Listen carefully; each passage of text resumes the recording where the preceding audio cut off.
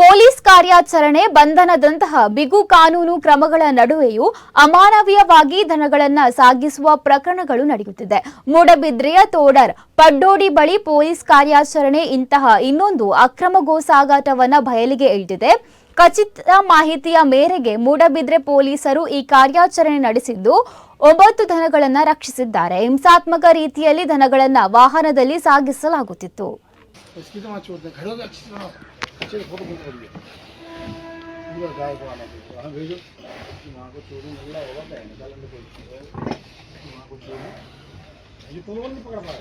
अरे हमको तो मालूम नहीं इन लोगों तो मार के बहुत हटी के मुंह तोड़ दे तो चोर देगा वो तो मालूम इसकी तो वहाँ चोर दे खड़े हो गए अच्छे फोटो बुक करिए पूरा गाय को आना चाहिए वहाँ भेजो वहाँ को चोरी मिलना होगा क्या निकालने में कोई वहाँ को चोरी ये तो नहीं पकड़ पाए। अरे हमको तो मालूम नहीं।